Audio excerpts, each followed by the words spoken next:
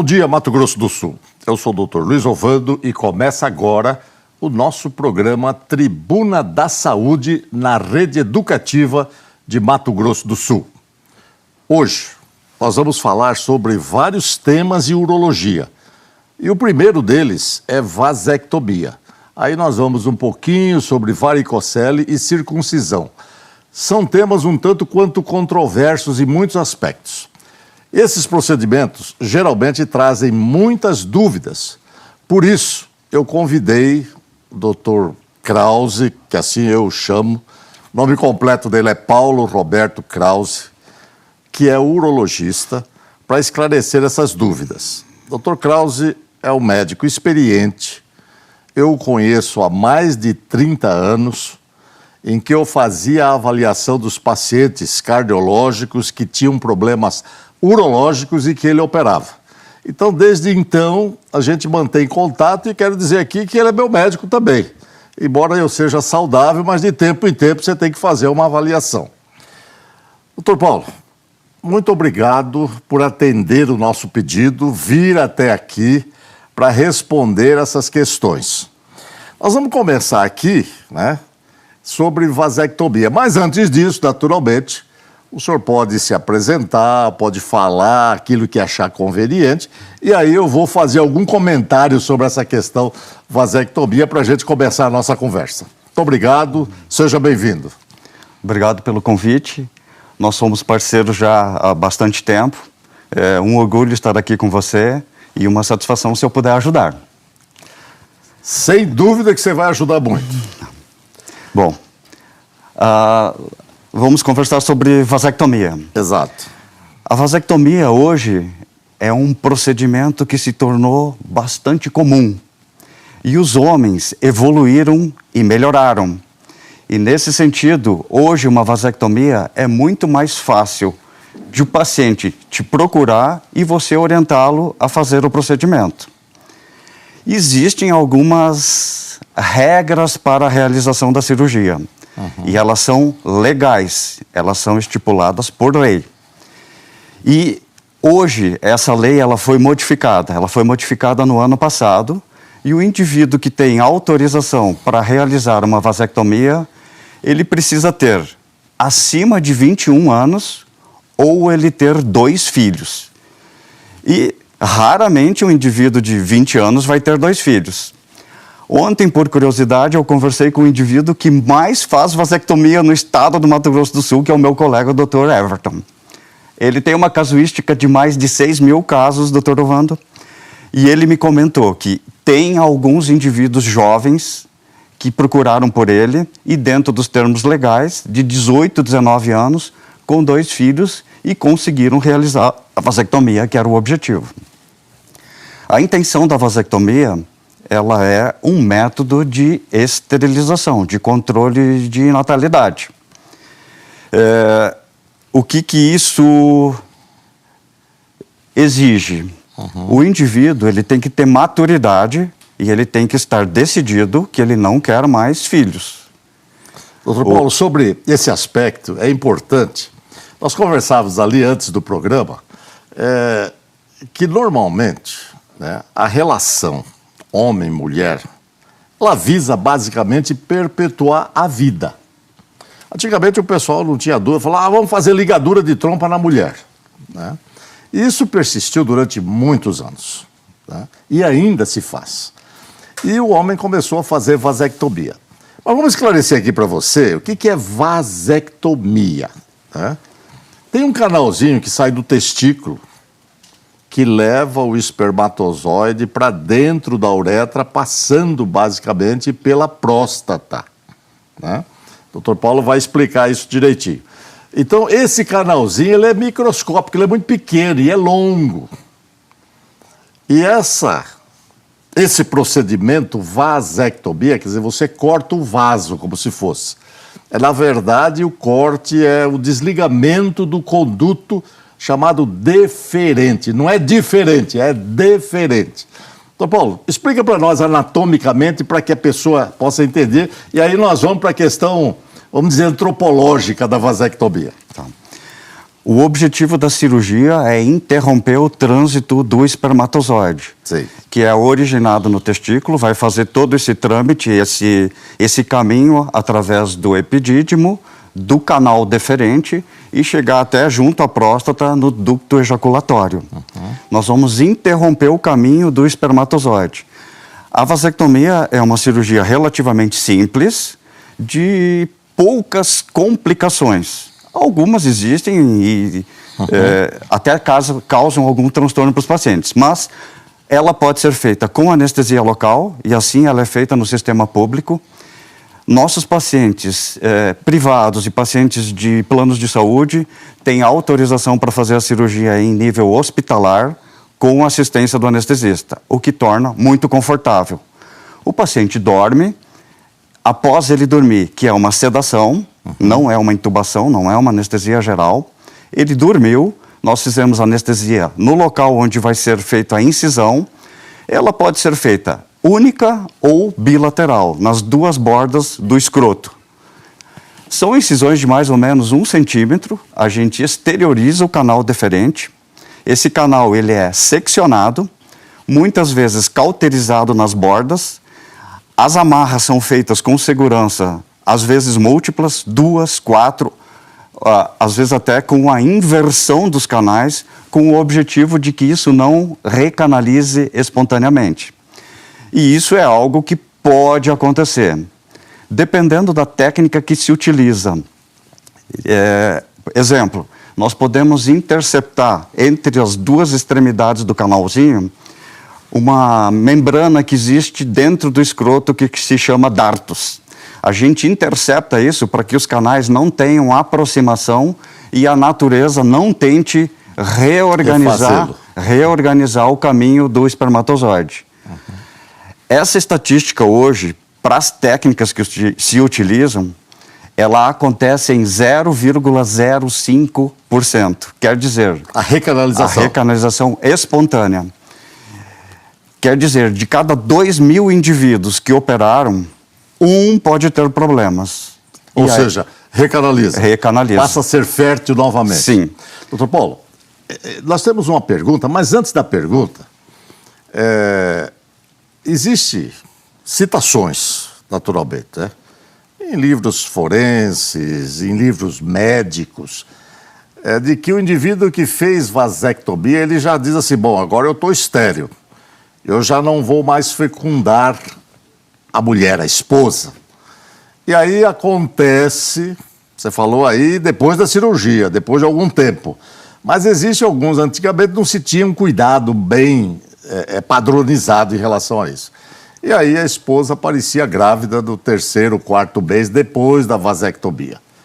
Como é que explica isso? Aqui para que as pessoas possam entender, porque isso é um problema sério. Sim. Após a cirurgia, o paciente tem uma recomendação formal e orientação de que ele persiste fértil durante um período. Então ele tem que tomar cuidado por mais ou menos 25 ejaculações. Em torno de 20 a 30 ejaculações, precisa ser mantido um método anticoncepcional após a cirurgia. Neste momento, o indivíduo ele teve 25, 30 ejaculações. A recomendação é ele fazer um teste de espermograma. Marca na folhinha lá. Marca e vai analisar. Tá certo. Faz o cronograma, realiza o exame. A gente pode liberar o paciente e comentar para ele, você a partir deste momento está livre de preocupações de gravidez, contanto que ele tenha 0 de espermatozoide ou que ele tenha um número mínimo de espermatozoides imóveis. Isso acontece com certa frequência. Esses espermatozoides desse período ejaculatório, eles já tinham passado o caminho por onde você seccionou o canal. Entendi. E eles precisam ser expulsos. E a tática é a ejaculação. Sem dúvida. A possibilidade de recanalização, ela é crítica. Essa pergunta aqui, doutor Paulo, só cortando um pouquinho, eu acredito que seja sobre isso. Vamos aproveitar a pergunta do Denis e a gente já responde sobre essa questão da recanalização. Doutor Luiz, meu nome é Denis, tenho 47 anos, tenho 9 filhos e 14 netos. Minha pergunta para o senhor é a seguinte: vasectomia, quais são os riscos que eu tenho medo de fazer? O deles está adiantado, né? 47 anos, 9 filhos e 14 netos. Né? E ele diz que quer fazer, mas ele tem medo das complicações. O que o senhor explica, o que o senhor esclarece para o Denis? Denis, de verdade, a cirurgia, dificilmente você vai ter problemas. Se você fizer o comportamento recomendado após a cirurgia, nós recomendamos pelo menos 48, 72 horas de gelo, repouso, o uso de analgésico e anti-inflamatório, você vai passar muito bem. Se você tiver um trabalho sedentário, um trabalho de escritório, por exemplo, eu te digo que com 3, 4 dias você pode voltar a trabalhar. Se você tiver um trabalho intenso, que exige esforço, muito tempo em pé, muito deslocamento, viagens, eu te aconselharia pelo menos 7 dias de tranquilidade, repouso, e no período do 7º dia, nós combinamos para você fazer uma revisão, a retirada dos pontos da tua cirurgia, e muito provavelmente você vai estar bem. O que nós observamos? Às vezes é um pouco de inchaço do escroto, é um edema, ou pequenas manchas de sangue. Raramente, muito raramente, existem indivíduos azarados que vão ter grandes hematomas. Esses vão sofrer um pouco mais, mas isso não é comum. Doutor Carlos, às vezes são complicações da cirurgia em si. Talvez o deles esteja preocupado com as questões posteriores, ou seja, há complicações, potência, né? Ou seja, disfunção erétil, eu quero crer que realmente, mas principalmente, porque o pessoal fala, isso aqui pode dar câncer, aquela história do câncer. Nós temos ainda 1 minuto e meio, o senhor pode inclusive falar sobre isso, e aí a gente passa para o segundo bloco, se não der para esclarecer. O Denis não precisa ter medo que ele vai ter problemas com a qualidade sexual. A grande maioria dos indivíduos que tem interesse em realizar a vasectomia, eles têm melhora após, porque eles estão tranquilos e seguros com um método de anticoncepção muito eficiente. Então, assim, esse problema, ele já é passado. A correlação em notícias antigas de que poderia haver uma ligação do indivíduo que fez vasectomia com câncer de próstata e outras coisas, isso não tem comprovação científica. Nem de testículo? Não tem comprovação. Entendi. Então, Denis, você pode observar que se você precisar fazer, seria interessante pelo número de filhos que você já tem, né, e netos também, naturalmente. Claro que essa é uma decisão sua, juntamente com a esposa, e complicações, como o doutor Krause explicou, são complicações da cirurgia de qualquer corte, qualquer trauma cirúrgico, né? Ele disse gelo, você coloca gelo, anti-inflamatório, repouso se sua atividade for mais física, e se for de escritório, menos tempo, 7 dias ou então 3, 4 dias, você já estará em condição de voltar às suas atividades. E questão de potência não compromete, a questão de chance de aumentar câncer de próstata também não acontece, e nem de testículo. Sendo assim, nós vamos agora para um breve intervalo e já voltamos. Não saia daí porque o nosso assunto é bastante palpitante e interessante. Já voltamos.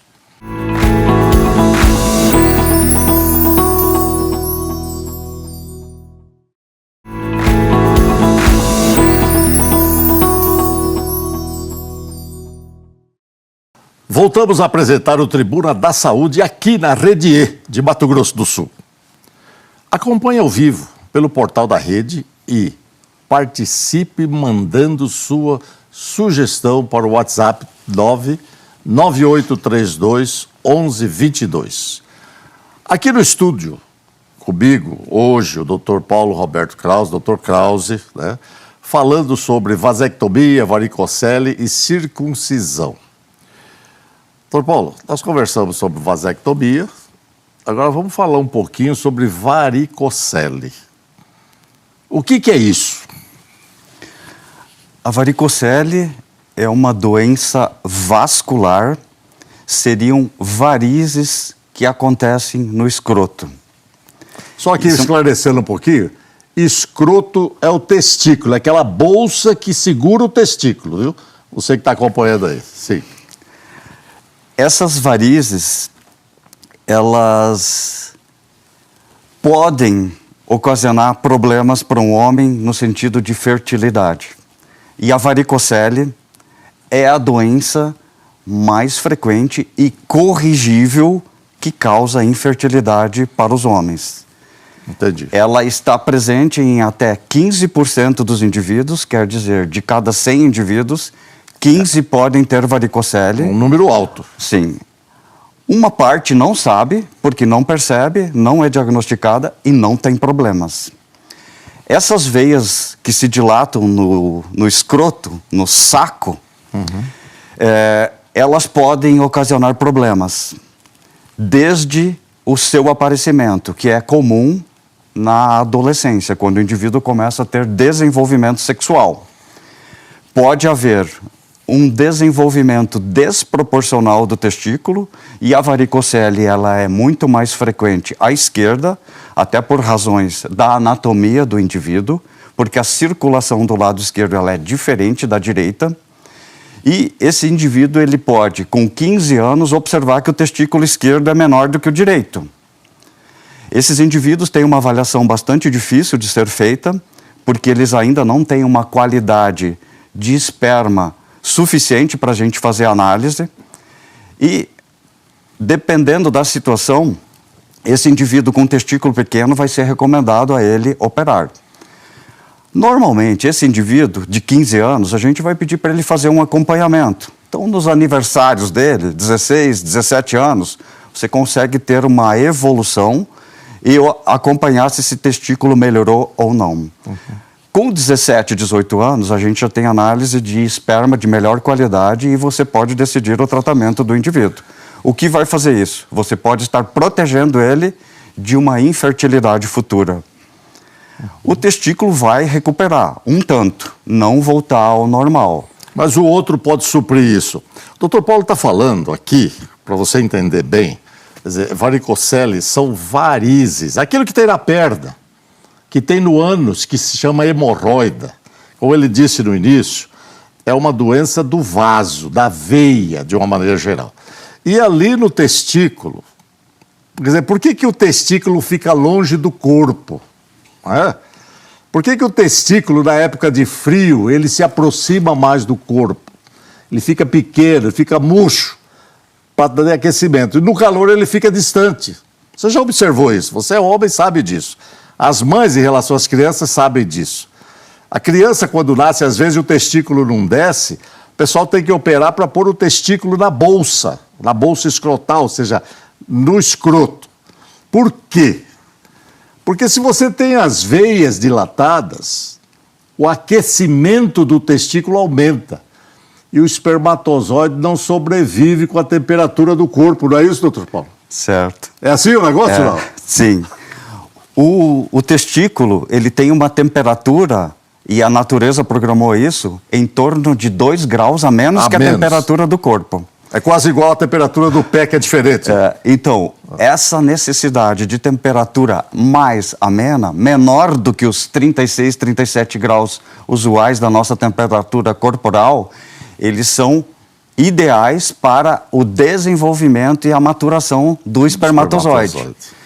O espermatozoide, sob efeito de calor, os efeitos tóxicos que acontecem pela varicocele, porque o metabolismo do testículo sofre, ação do calor, presença de substâncias oxidantes. Dilata as veias e enche. A própria dilatação, o resfriamento, ele se altera. E esse indivíduo vai ter alterações no espermograma em número, quantidade, em qualidade, morfologia das células e em movimento.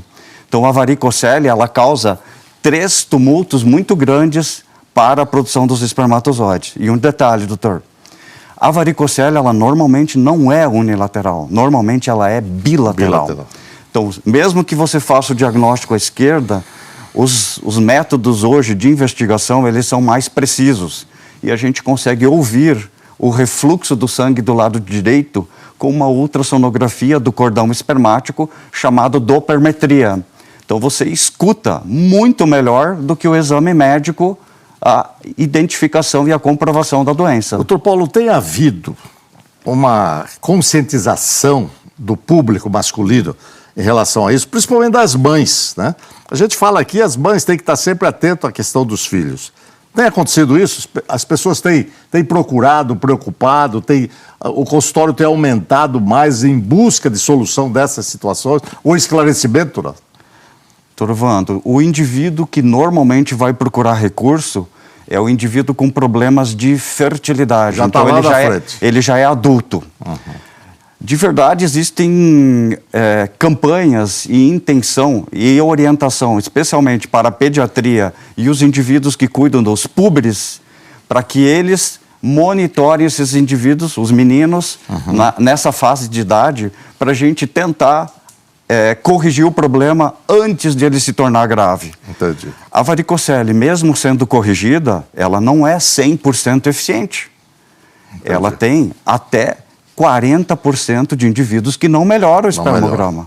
Então, eles operaram ou tardiamente, ou eles já têm um dano definitivo sobre o testículo. Daí a importância de você procurar. Se você tem alguma anormalidade, procura o seu urologista e faça uma avaliação, não é isso? Certo. Doutor Paulo, nós temos aqui uma pergunta do João Márcio Dutra. Vamos ver o que o Márcio tem de dúvida. Doutor Luiz, aqui é o Márcio, da Vitória Tintas. Eu tenho uma dúvida sobre vasectomia longa, assim, que já foi vasectomizados de longa data, né? Há mais de 20 anos, se ainda corre o risco do organismo fazer a ligação, né? Ainda. Porque no início a gente sabe que pode ser que aconteça, os primeiros anos, 3, 4, 5 anos, pode ser que aconteça. Mas no caso de mais de 20 anos, isso ainda pode acontecer ou não? Márcio, o doutor Krause já respondeu essa questão. Eu vou aqui apenas recordar o que o doutor Krause falou. Ele disse que a técnica cirúrgica, inclusive com cauterização, queimando os extremos onde corta, e às vezes até seccionando, tirando um determinado pedaço do deferente, você pode, ao longo do tempo, ter a recanalização em 0,05%. Ou seja, um indivíduo em cada 2.000 praticamente. Então isso foi o que o Dr. Krause falou e disse da sua experiência e experiência de literatura. Felizmente, é um método eficaz, né? Muitas vezes a questão vem quando o indivíduo se arrepende e fala assim, tem jeito de refazer, doutor? Eu quero ter filho agora, fiquei velho, aconteceu alguma coisa aí, quero refazer a minha vida matrimonial e quero ter filhos. Dá para refazer? Vamos aproveitar a pergunta do Márcio. A vasectomia é reversível. Reversível. Ela tem um limitante que é o tempo. Um indivíduo que fez cirurgia até cerca de 10 anos após Ele disse 20 anos. 20 anos eu não recomendaria mais ele a fazer reversão. Entendi. Tá? Porque ele vai ter uma eficiência ou uma possibilidade de gravidez muito baixa. Se ele tivesse em torno de 10 até 14 anos, recomendaria ele fazer uma reversão de vasectomia. Entendi. Que é uma cirurgia onerosa, lenta e extremamente técnica, porque exige microscopia para se fazer a cirurgia. É muito pequeno. O canal é muito pequeno. Doutor Krause, um outro tema importante é a questão da circuncisão. Que em medicina a gente normalmente não usa esse termo, mas usa postectomia. Em que situações se faz? É recomendado fazer em todo homem? Porque nós sabemos da história dos hebreus, ou seja, os judeus, eles normalmente fazem isso.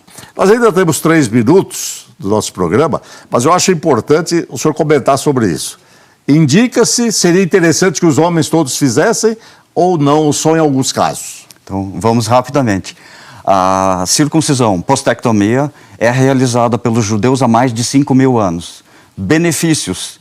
A população que menos tem câncer de pênis do mundo é a população judia e islâmica, porque os islâmicos também fazem circuncisão. E eles fazem uma circuncisão com uma exposição completa da glande, da ponta do pinto. E isso tem comprovação científica de que tem benefício. O indivíduo que tem fimose, que é o sujeito que não consegue fazer a higiene do pênis porque ele não consegue exteriorizar a glande, ele tem um anel que estrangula a ponta do pênis por uma pele que se chama prepúcio, esse indivíduo tem que operar. E os indivíduos que fazem infecções de repetição, com bala no post-its, infecções da pele do pênis, do prepúcio e da glande, eles também têm recomendação de operar quando apresentam esses quadros repetidamente.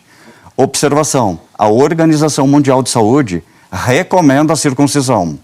Torovando, especialmente a África, que tem um número de mais de 40 milhões de aidéticos, se recomenda fazer circuncisão. Por quê? Porque ela causa uma proteção, ela não evita, mas ela diminui a estatística de doenças sexualmente transmissíveis. E dentro disso, a AIDS e o HPV. É interessante essa colocação que o Dr. Krause está falando, porque aqui está dizendo a Organização Mundial de Saúde recomenda. Isso quer dizer que quem pode fazer, se o sistema de saúde do país fizer uma campanha, estimular, facilitar, expor, é benéfico porque há redução do câncer de pênis. E também, isso aí está descrito, né, doutor Paulo, que há redução também do câncer de colo de útero na mulher. Muito bem, nós estamos chegando ao fim, eu quero deixar um tempo para o senhor se despedir e já quero agradecer bastante a sua generosidade em vir até aqui para a gente poder conversar sobre esse tema. Vamos chamá-lo outras vezes. Obrigado, Torovando. É uma satisfação estar aqui. São assuntos que tem matéria ainda pela frente. Tem muito. Então, nós demos uma pincelada rápida. Numa outra oportunidade, a gente pode estender o assunto. Eu agradeço. Doutor Krause, sem dúvida, foi muito bom, objetivo, direto, esclarecedor, né? E quero dizer para você, para seguir nossas redes sociais, @Dr. Luiz Ovando, e vejo você no nosso próximo programa. Até lá.